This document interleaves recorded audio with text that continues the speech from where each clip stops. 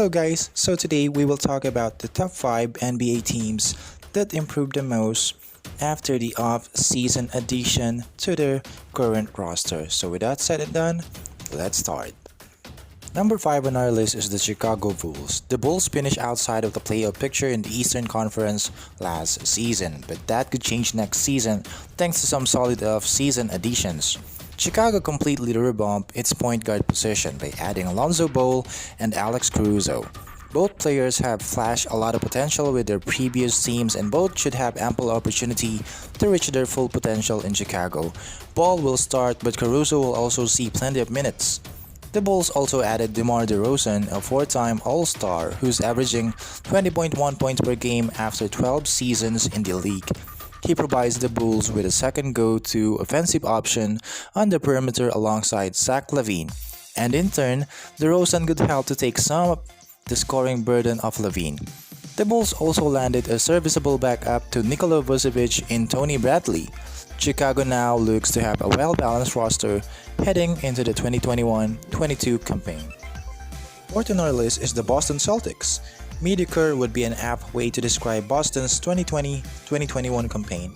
The team finished at .500, 36 wins, 36 losses during the regular season, and the Nets made short work of them in the first round of the playoffs. The good news for the Celtics fans is the team didn't sit on its hand after an underwhelming season. In addition to naming a new head coach and revamping the front office, the Celtics also made a plethora of roster change with additions of Al Horford and Enes Kanter.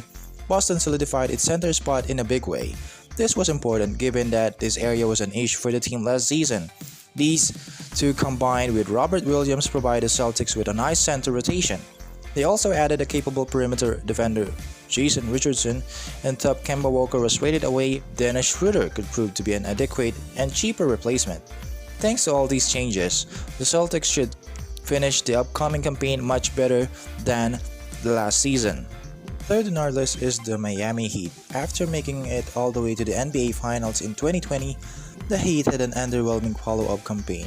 They finished just 6th in the East and were ultimately swept by the Bucks in the first round of the playoffs.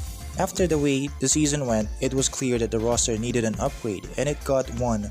Kyle Lowry was an excellent addition for Miami. The six-time All-Star provides the Heat with a third go-to guy on the offensive end alongside Jimmy Butler and Bam Adebayo, and his championship experience could be very valuable to a team with its own title aspirations. The team also added some serious defensive versatility and not to mention toughness by signing PJ Tucker and Markieff Morris. Like Lowry, both of those veterans also have championship experience and could ultimately prove similarly valuable. The team was also able to bring back Victor Oladipo, who could be another real weapon for Miami, if healthy. Overall, the Heat look like they'll have a very versatile and dangerous roster. Second on our list is the Los Angeles Lakers. After an underwhelming 2020-21 campaign that saw them finish 7th in the Western Conference with a 42-30 regular season record and culminated with a first-round loss to the Phoenix Suns, the Los Angeles Lakers retooled in a big way over the offseason by trading for Wizards star guard Russell Westbrook. Even at the relatively advanced age of 32, Westbrook is still arguably the most explosive and dynamic guard LeBron James has ever played with, and those two will immediately become one of the most intriguing duos in the entire NBA. Westbrook wasn't the Lakers' only addition either, far from it. The team also added Carmelo Anthony, who is a longtime friend of James and has shown that he's capable of still providing a team with reliable point production. The Lakers also signed veterans Rajon Rondo, Dwight Howard, Trevor Ariza, and DeAndre Jordan, and added some shooters in Wayne Ellington, Malik Monk, and Kendrick Nunn. Ellington is a career 38% shooter from long range, while Monk shot 40% from deep last season.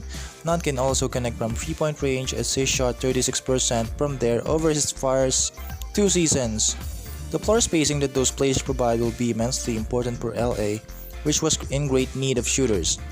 LA's roster now features 5 or 6 future Hall of Famers, and together the roster has 59 cumulative All-Star appearances.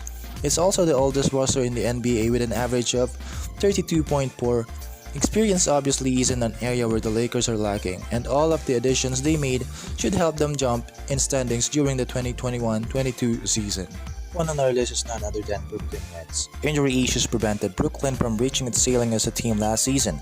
Superstars Kevin Durant, Kyrie Irving, and James Harden played fewer than 10 total games together during the regular season, and Harden and Irving both missed time in the playoff series against Milwaukee. As a result, the Nets were unable to advance to the conference finals. It wasn't the ending that the team had hoped for, but they'll get an opportunity to bounce back this upcoming season.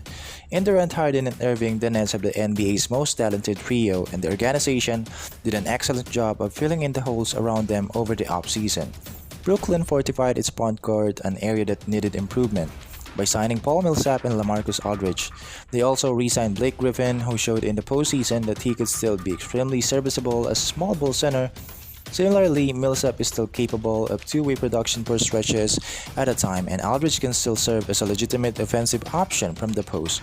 Together with Nicholas Claxton, who has shown a ton of potential over his first 2 seasons in the league, those four form a solid center rotation to complement the perimeter play of Brooklyn's Big Three.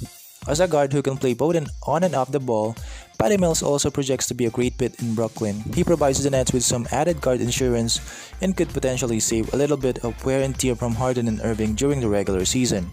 Plus a career 38% shooter from long range, Mills will likely thrive on a team where opposing defenses will be forced to focus most of their attention elsewhere. Overall, the additions the Nets made should help the Durant, Harden, Irving trio maximize its potential.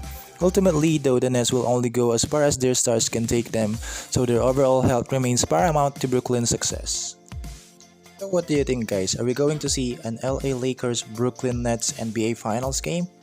We'll see. Just comment down below and I'll read it one by one. Thanks for watching.